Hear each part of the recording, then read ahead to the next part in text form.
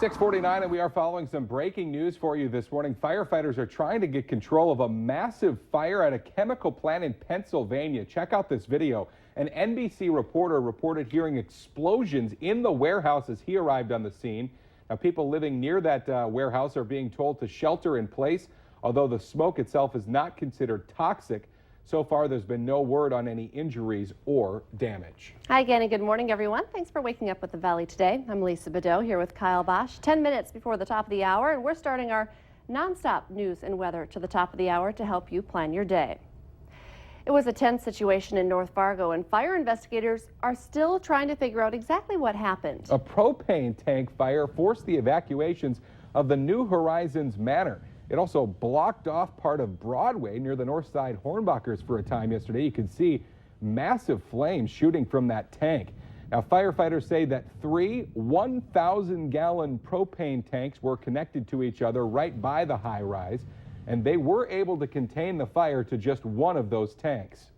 I saw the propane tanks were on fire and gushing propane. It's like 20 feet high.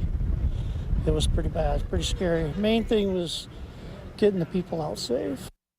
And luckily, no one was hurt, and the building was not damaged. A North Dakota man was life-flighted to Fargo after hitting a deer on his motorcycle. The Highway Patrol says 26-year-old Cole Dimmler of Crary was on Highway 15 in Eddy County last night when the deer came up out of a ditch. Dimmler hit the animal broadside, then slid into the other ditch. He was first taken to the Carrington Hospital, then flown to Sanford Health in Fargo. No word yet on his condition. Some rough weather across the Northern Valley will have some people cleaning up after Mother Nature. Take a look at some of these pictures and video. A viewer from Alvarado, North Dakota, near Grand Forks, took this video of hail coming down last night. You can see it bouncing on the green grass. Another viewer from East Grand Forks grabbed some quarter-sized stones. Others actually saw 3-inch hail. And a storm report from Duck Lake in Hubbard County, Minnesota, say high winds brought down some trees and even overturned boat lifts and docks. 6:51 now as we turn to weather and traffic on the ones. Sounds like that severe weather has moved out of our area. And Mick, we're on tap for what should be a pretty nice June day. And a pretty fine June week ahead. One tip, thank you so very much for sending all the photos in. We always put those in a gallery on valleynewslive.com. Great to look and good verification for us to know what's going on out there. Turn your phone sideways, though, when you take these movies or photos and send them in, because then they'll fill up the screen. All right, we start upper 50s till the low 60s, on the way by noon to the upper 70s. On the way to the low 80s this afternoon, except northwest Minnesota, some upper 70s. Oh, what was that little yellow blip coming through? An isolated afternoon or evening shower, thunder shower. Other than that, a very, very pleasant day, very pleasant evening, very June-like. Low 80s, a little bit on the humid side. A little bit on the human side for you out there, especially in the lakes area of Minnesota. Isolated thunderstorm, but all the humans are going to be out and about enjoying upper 70s and low 80s and a light breeze. Partly cloudy and warm, west-northwest wind about 10 to 11, upper 70s to about 80, northwest Minnesota, northeast North Dakota, a lot of low 80s. Wow, a beautiful day to be out in Mackville. And our weather for the day, kind of starting under a clear sky, had some thunder shower activity. Let's take a look at that here in the last 6 hours since midnight. Started up around the Grand Forks area and slid south and east through the Fargo-Moorhead area about 3:30. 3 to 6 mile an hour west winds now will be turning around to the northwest, and even with a northwest breeze, we're on the way to the low 80s and upper 70s. We're in the mid 50s now, Grand Forks under a clear sky. Fargo-Moorhead starting in the mid to upper 50s. Let's get a traffic update now from Al Ahmed. Traffic's getting pretty thick out on the Metro Interstate Loop. Interstate 94 traffic pretty darn thick, as I mentioned, particularly westbound. Travel speeds are creeping up there, 60 to 65 miles an hour. Interstate 29, particularly northbound, particularly between 13th Avenue and 12th Avenue North, is very congested at times in places, particularly around 13th and Main Avenue. Make sure you're extra careful of that. Quick reminder for you, some road work going on 19th Avenue North between 16th and 19th Streets. You'll lose a lane there. Kyle and Lisa have a lot more for you on some other construction projects that are taking place. Drive carefully today. Al Ahmed Valley Today traffic. 6:54, as Al mentioned, summer road construction is revving up again. More projects getting started this week. That includes the eastbound lanes of 13th Avenue South in Fargo closing down today for about the next 3 weeks. The closure goes from 14th to 17th Street. The detour will take you to 15th Avenue there. Also today, 4th Street South will be closed between 11th and 13th Avenue South. That closure will be in place for a week. And downtown NP Avenue from 10th to 12th Streets North will be closed as crews install new street lights and a raised bike path, bike rack. Traffic will be detoured on 1st Avenue North and South. Police are waiting for autopsy results for a Grafton, North Dakota woman whose body was found in a submerged vehicle in the Park River over the weekend. However, investigators believe the death was an accidental drowning. The victim has been identified as 51-year-old Carolina Mendoza. Officers found her body on Saturday after people reported a car in the water. The driver of one of the vehicles involved in a head-on crash in West Fargo that sent 4 people to the hospital has been charged with DUI.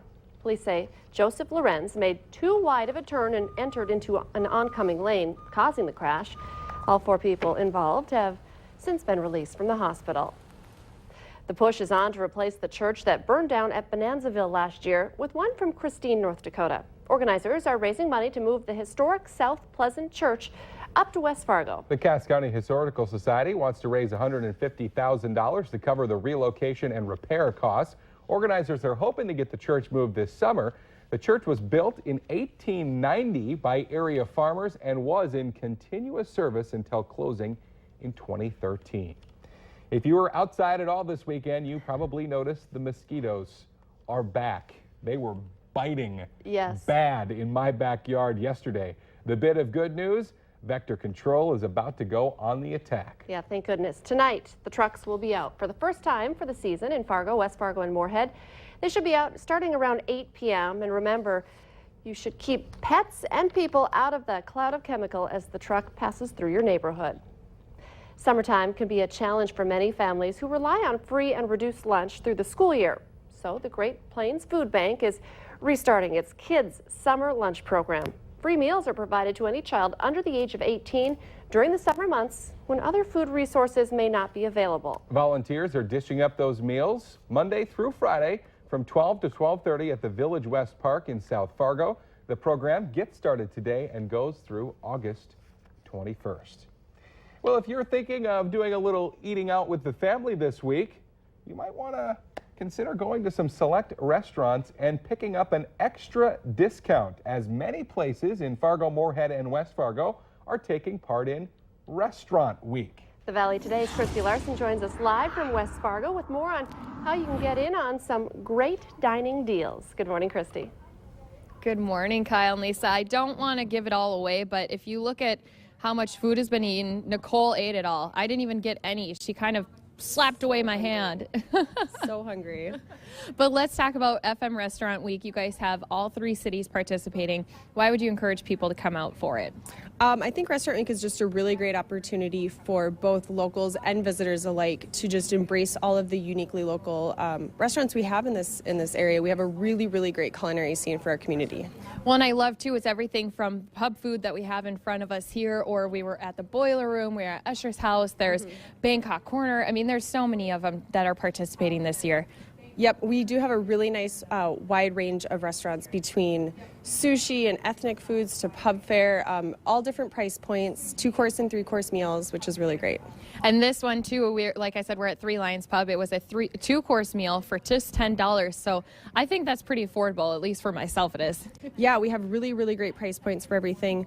Everything's in conjunction with regular menus. So if the 2-course or 3-course meal isn't something that your whole party wants to participate in, everybody can kind of mix it up a bit. But the dining deals are fantastic. Yeah, and I did want to also mention that there are also surveys for people to fill out too at each one. So they want your feedback. They want to hear how you're liking things. And they can also go online. We do have that website up on valleynewslive.com under that hot button. And they all hope to see you out. There's 21 participating. And Kyle and Lisa, I think that means a lot of Valley Today lunches and early dinners for us.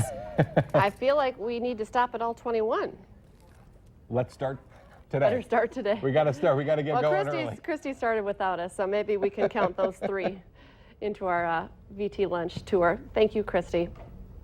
It's now just a minute before 7 o'clock. Let's get our answer to our question of the morning on Facebook. 30% of people say they give up on this after about a week. The answer, looking for something they lost. A week's longer than I would.